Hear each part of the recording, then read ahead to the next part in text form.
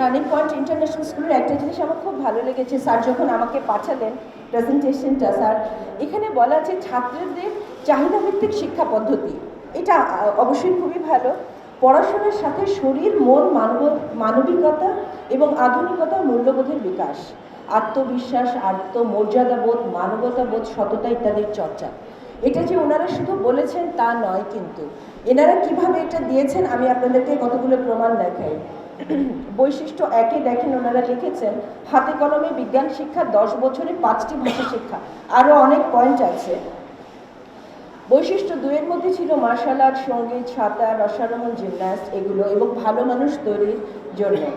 বৈশিষ্ট্য 3-এর মধ্যে আছে স্বাস্থ্য পরীক্ষা, খাদ্যাভ্যাস, রুটিন, যোগব্যায়াম, মনীষের।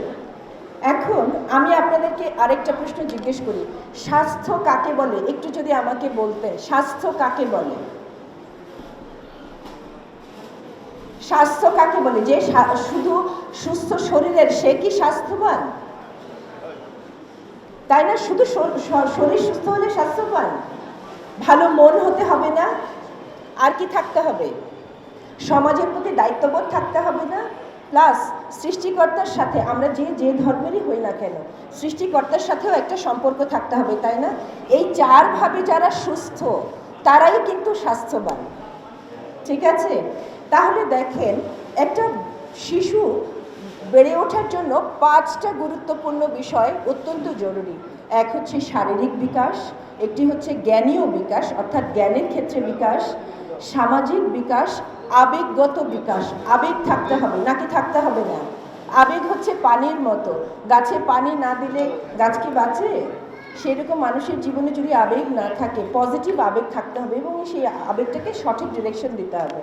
ভাষা এবং যোগাযোগ, ধরেন আমার অনেক কিছু বলার আছে কিন্তু আমি চুপ করে বসে আছি, তাহলে কি হবে? আমাকে বলতে হবে না, মনের ভাব প্রকাশ করতে হবে না? এই যে ভাষা এবং যোগাযোগে, তাহলে 5টা জিনিস, ঠিক আছে? এখন দেখেন শরীর বিকাশের জন্য কি দরকার।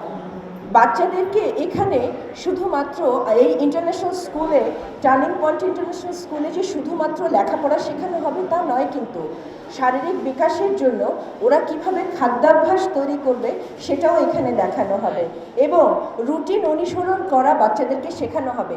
বাচ্চারা কিন্তু ছোটোবেলায় যা শেখে তাই কিন্তু বলে।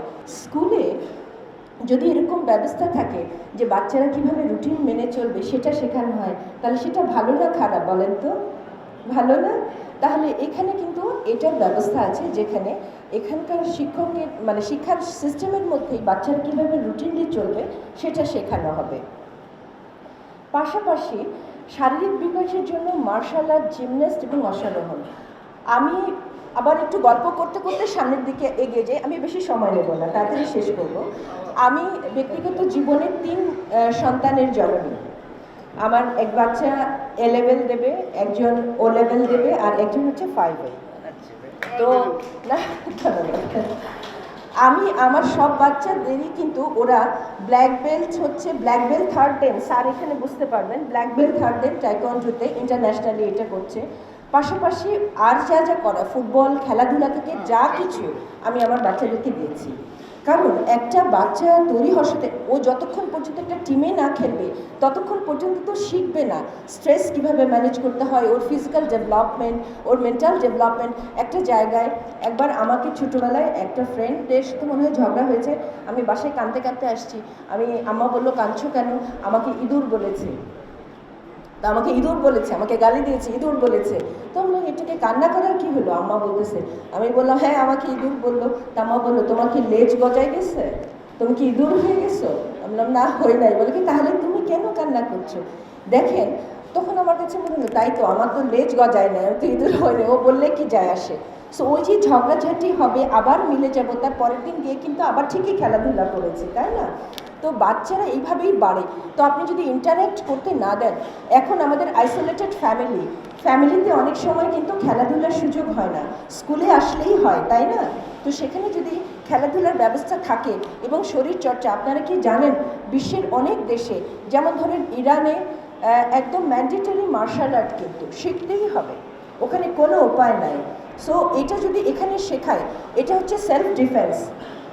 আমি অনেককে এই জিনিসটা বোঝাতে পারি না, মার্শাল আর্ট মানে কিন্তু মারামারি নয়।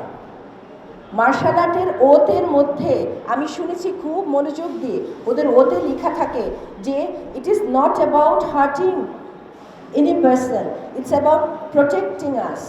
আমরা নিজেকে প্রোটেক্ট করতে হবে, আমরা কিন্তু কাউকে হার্ট করার জন্য এই বিদ্যা ব্যবহার করব না। সো এটা যদি হয় তাহলে কত ভালো হবে বলেন।